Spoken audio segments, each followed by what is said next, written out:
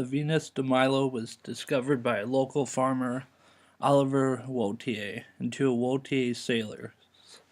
Wautier was a French naval officer who was either interested in the then new science of archaeology or simply bored. Anchored in the Greek harbor of Milos and waiting for his next order, Wautier decided to take two of his sailors and explore the dull, remote, and harsh island. With the help of the young farmer, Wautier began to dig around what were clearly ancient ruins. In only a few hours' time, Wautier uncovered a piece of art that would become renowned throughout the world. Covered in dirt, scratches, and nicks, broken into two pieces and missing an appendage or two, the Venus de Milo still had the ability to entrance those who became the first to see her in over a millennium.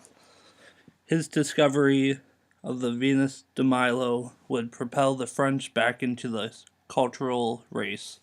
The statue would be thrown into a center of controversy and would fascinate the world for generations to come, whether positively or negatively.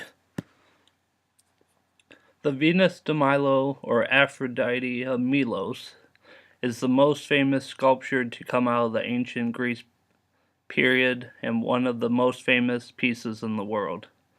She signifies love and beauty. It was sculpted around 150 to 50 BCE. This era is known as the Hellenistic period. The artist that we believe to have sculpted the Venus de Milo is Alexandros of Antioch. He is also thought to be the sculptor of a famous classical statue of Alexander the Great. The Venus de Milo is made out of marble. A French official who was stationed at the time on the island of Milos brought the Venus de Milo. What is surprising is that the French official only paid was about $50 for the statue. If the French official did not offer anything for the statue, we might have never seen it today because it would be used for the lime furnaces on the island. The French official then went on to present the Venus de Milo to the King of France, who was at the time King Louis XVIII. King Louis XVIII eventually gave it to the Louvre in Paris.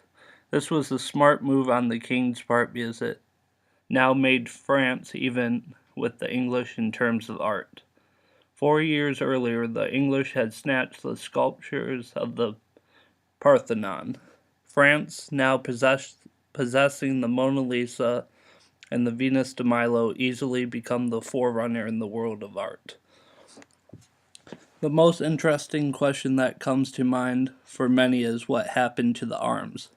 In my art history class last semester, we learned about the statues such as the Venus de Milo. Marble was a good way back in the classical and Hellenistic period to carve a figure. The only downside to it is that it would not last forever. In saying that it would not last forever, I mean the pieces of the artwork would fall off. This is why many artists would support the arms of the figure with a pedestal. This way, it would have two contact points to support it instead of just one. Rather than using a crude pedestal design, Alexandros chose to leave the arms in a natural position. Unsupported, they broke off over time. I believe this is why the Venus de Milo is without any arms today.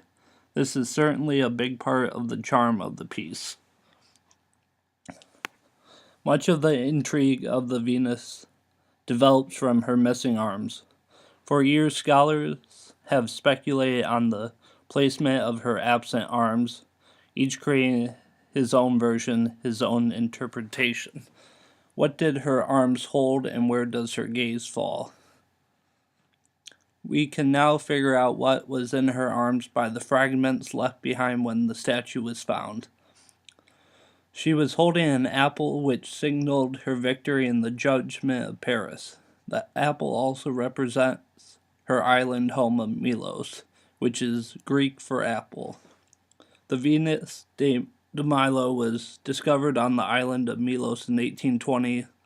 The island was still a part of the Ottoman Empire, but the real political power was backed by France. The Venus de Milo is the most famous art in the world, behind the Mona Lisa. These are two pieces of art that everyone knows and is familiar with. We can tell how famous the statue is because it has spread throughout art culture so much. Her image is reproduced in many ways. The statue has her own room in the Louvre, just large enough to accommodate her many visitors. The Louvre is not the only place one can view the Venus. Some of the ways it is reproduced is on advertisements, on covers of CDs, and even squeaky toys. Her iconic shape and postures have set a standard for female beauty for centuries. The world is richer because of the discovery of this famous piece of art.